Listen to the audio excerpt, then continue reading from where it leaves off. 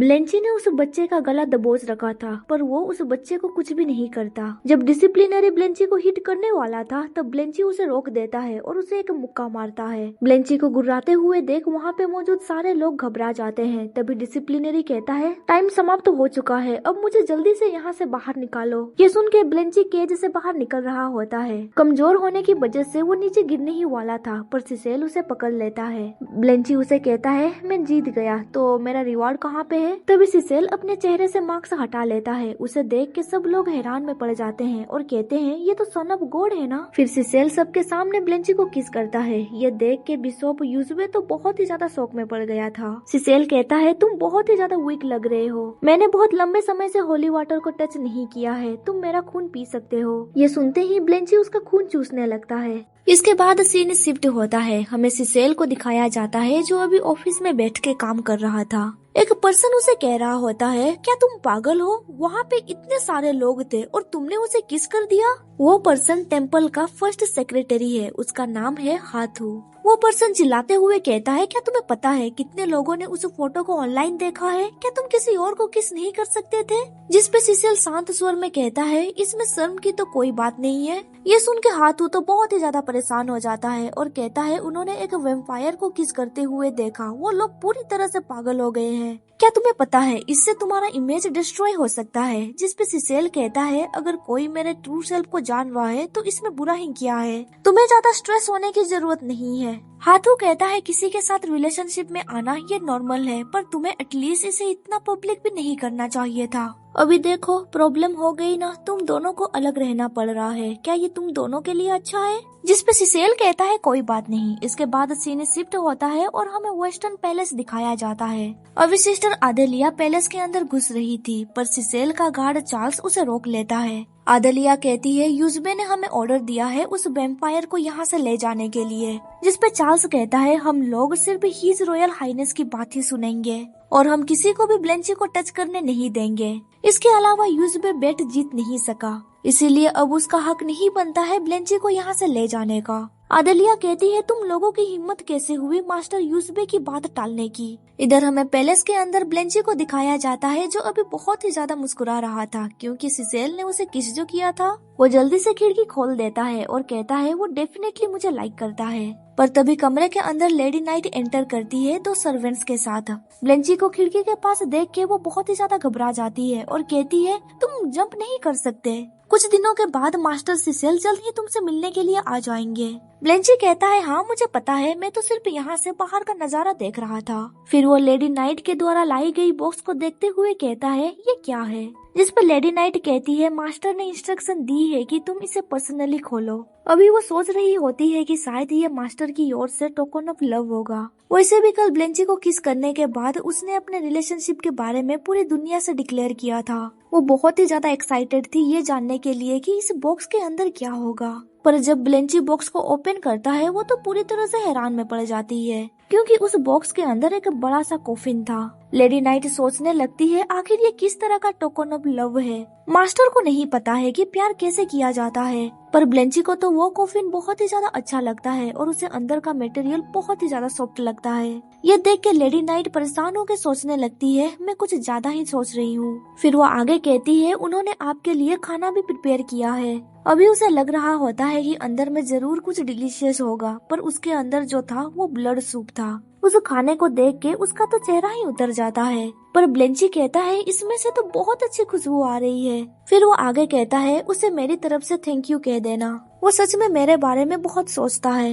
Lady night सोचने लगती है, वेल देखा जाए तो मास्टर रोमांस के मामले में बहुत जीनियस है। इसके बाद हमें रात का सीन दिखाया जाता है। ब्लेंची सिसेल को बहुत ही ज्यादा मिस कर रहा था, इसीलिए वो डिसाइड करता है कि वो चोरी छुपे यहाँ से निकल जाएगा उससे मिलने के लिए। पर लेडी नाइट उसे रोक देती है और कहती है, मैं माफी चाहती हूँ मिस्टर ब्लेंची, तुम अपने कमरे से बाहर नहीं जा सकते। मास्टर ने कहा है वो तुमसे मिलने के लिए बहुत जल्द आ जाएगा। ब्लेंची वापस अपने कमरे में चला जाता है। वो कहता है, ऐसा लगता है आज मैं उससे नहीं मिल सकूंगा। अपने मन को हल्का करने के लिए वो कॉफिन को बेड के ऊपर ले आता है और उसके साथ ही सोने लगता है। जब वो सो रहा होता है उसके पैर में कुछ तो टच होता है, जिसकी वजह से वो नींद से जाग जाता है और कहता है, वहाँ पे कौन है? उसके पैरों के पास एक छोटा सा बनी था जो बहुत ही ज्यादा क्यूट था। ब्लेंची कहता है क्या ये स्पिरिट बॉडी है, पर ये किसका है? तभी उस बनी में से आवाज आती है, ब्लेंची ये मैं हूँ, सिसेल। ब्लेंची हैरान होकर कहता है क्या ये तुम्हारा स्पिरिट बॉडी है? मैंने एक्सपेक्ट नहीं किया था कि तुम्हारा स्पिरिट बॉडी इतना अडोरेबल हो सकता है। फिर सिसेल अपने स्पिरिट बॉडी को बड़ा करते हुए कहता है अभी ये पावर सेविंग स्टेट पे है, अगर ये ज्यादा बड़ा हो जाएगा तो इसके बारे में सबको पता चल जाएगा। वैसे मैं तुम्हें बहुत मिस कर रहा हूँ। ये सुन के ब्लेंची कहता है मैं भी तुम्हें मिस कर रहा हूँ। उस डॉल को पिंच करते हुए ब्लेंची सोचने लगता है ये कितना क्यूट और अडोरेबल है।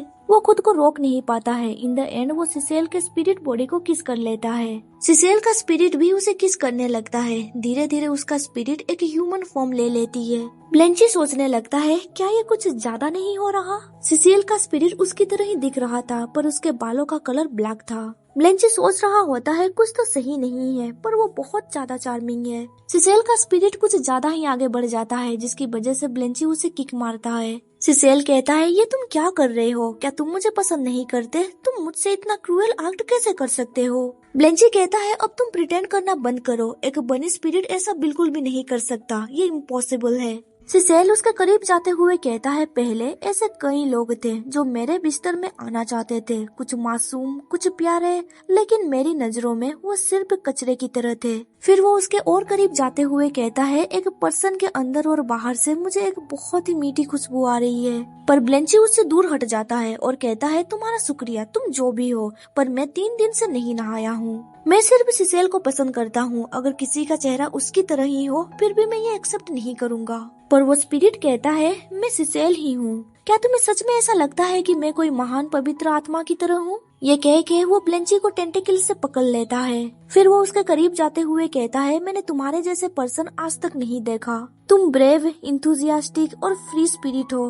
तुम मुझे जितना चाहो उतना प्यार कर सकते हो। ये कह के वो ब्लेंची को किस करने लगता है, पर तभी ब्लेंची उसके लिप में बाइट कर देता है और चिल्लाते हुए कहता है अगर तुम अभी इस कमरे से नहीं निकले तो मैं तुम्हें रिग्रेट फील करवा के रहूंगा। सिसेल स्माइल करते हुए कहता है जैसा कि मैं देख सकता हूँ जितने स्वीट तुम दिख रहे हो तुम उतने सिंपल बिल्कुल भी नहीं हो। फिर वो ब्लेंची से दूर हट जाता है और कहता है हाँ हमें ढूंढ लिया गया है। फिर वो वहाँ से डिसअपियर हो जाता है ये कह के कि हम दोनों दोबारा मिलेंगे। उसके चले जाने से ब्लेंची चैन की सांस लेता है और कहता है अच्छा हुआ कि वो चला गया, वरना उसे चेहरे के साथ सच कहूँ तो मुझे भी नहीं पता मैं और कब तक सह पाता। फिर वो खिड़की खोलते हुए सोचने लगता है आखिर वो किस तरह का पर्सन है। क्या वो सच में साउथ वेस्ट का स्पिरिट था?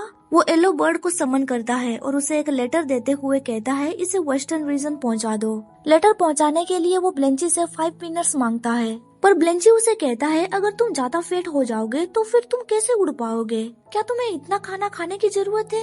येलो बर्ड गुस्से से कहता है मुझे 10 पिनट्स चाहिए। इधर हमें सिसेल को दिखाया जाता है जो बहुत ही ज्यादा परेशान लग रहा था। कुछ देर के बाद वहाँ पे येलो बर्ड पहुँच जाता है और उससे कहता है ब्लेंची ने लव लेटर भेजा है, इसके लिए मुझे 10 प्लम्स चाहिए। सिसेल इसके लिए मान जाता है। ब्लेंची ने उस लेटर पे लिखा था तुम कैसे हो और मैं तुम्हें कब देख सकता हूँ। तभी येलो बर्ड अचानक से उससे पूछ लेता है क्या तुम दोनों साथ में सोए थे?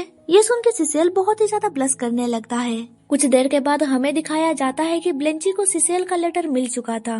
सिसेल ने लिखा था मुझे यहाँ पे कुछ अटेंड करना है, इसीलिए मैं 3 दिन के बाद तुमसे मिलने आ जाऊंगा। तभी येलो बर्ड उससे कहता है मैंने उससे पूछा क्या तुम दोनों साथ में सोए थे और उसने कहा नहीं, पर हम दोनों जल्द ही इस ब्राइट विजन को पूरा करेंगे। ये सुनते ही ब्लेंची तो पूरी तरह से पत्थर में बदल जाता है और उसका गला दबाते हुए कहता है मैं तुम्हारे सारे बाल निकाल दूंगा।